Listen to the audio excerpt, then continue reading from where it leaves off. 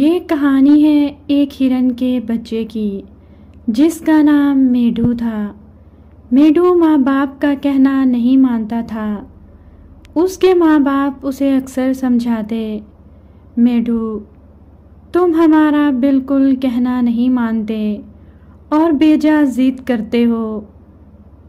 तुम्हारी बेजा जिद करने की आदत कहीं तुम्हें किसी मुसीबत में ना डाल दे। इस आदत को छोड़ दो। मेढू पर वालिदैन की नसीहत का कोई असर ना होता। वो हमेशा सुनी अनसुनी कर देता। मौसम सरमा की एक खुशगवार शाम थी। मेढू ने माँ के मुसलसल रोकने के बावजूद जंगल के उस खतरनाक हिस्से की तरफ चल पड़ा जहाँ आमतौर पर जंगली दरिंदे घूमते रहते थे। उस तरफ छोटे पौधे कसरत से थे, जिनके नरम पत्ते मेढू को बहुत पसंद थे। वो अभी जंगल के उस हिस्से में पहुंचा ही था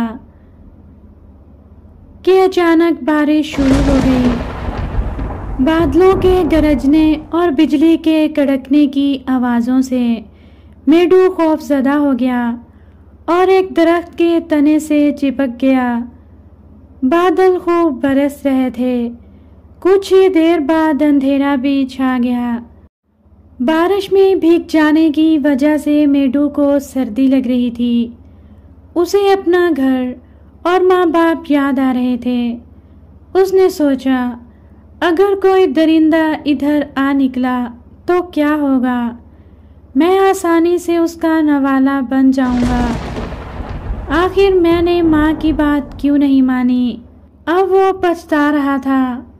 कई घंटों के बाद जब बारिश रुक गई तो मेढू घर की जानिब चल पड़ा, लेकिन घुप अंधेरा होने की वजह से उसकी समझ में कुछ न आया।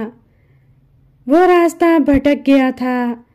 कुछ देर तक जंगल में भटकते रहने के बाद उसने तलाश छोड़ दी और रात गुजारने के लिए घनी झाड़ियों के दरमियान दुबक कर बैठ गया। जंगली जानवरों की खौफनाक आवाज़ों से जंगल गूंज रहा था और मेढू पर दहशत तारी थी। रात किसी न किसी तरह गुजर ही गई। सुबह हुई तो मेढू की जान में जान आई और उसने अपने घर का रास्ता ढूंढना शुरू कर दिया। वो अभी थोड़ी दूर ही गया था कि उसे एक शेर नजर आया। वो शेर से डरकर दरख्त के पीछे छुप गया और शेर के जाने का इंतजार करने लगा। थोड़ी देर के बाद शेर वहां से चला गया। शेर के जाने के बाद मेढू दरख्त के पीछे से निकला और दोबारा से तलाश शुरू कर दी। थोड़ी आगे जाकर उसकी मुलाकात एक हाथी से हुई। हाथी ने पूछा, मेरे नन्हे दोस्त, तुम यहाँ क्या कर रहे थे? क्या तुम नहीं जानते कि यहाँ कितना खतरा है? मेढू धीरे से बोला, मैं जानता हूँ। मेढू ने हाथी को पूरी रौदात सुनाई कि किस तरह उसने अपनी अम्मी की बात नहीं मानी, जिद की और यहाँ आ फंसा। हाथी ने कहा, सुनो मेरे नन्हे दोस्त, बेजा जिद बुरी चीज़ है।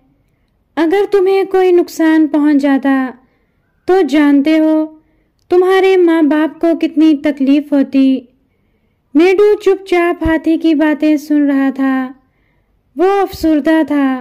हाथी ने कहा, अगर तुम मुझसे वादा करो कि तुम आइंदा जिद नहीं करोगे और अपने माँ बाप का कहना मानोगे तो मैं तुम्हारे घर का रास्ता ढूंढने में तुम्हारी मदद करूँगा।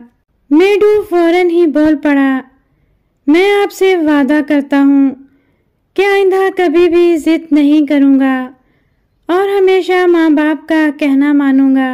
फिर वो दोनों रास्ता तलाश करने के लिए चल पड़े। चंद घंटों की कोशिश के बाद आखिर मेढू ने हाथी की मदद से अपने घर का रास्ता ढूंढ लिया। मेढू के वालिदैन मेढू को पाकर बहुत खुश हुए और उसे हिफाजत से घर पहुंचाने पर मेहरबान हाथी का शुक्रिया अदा किया।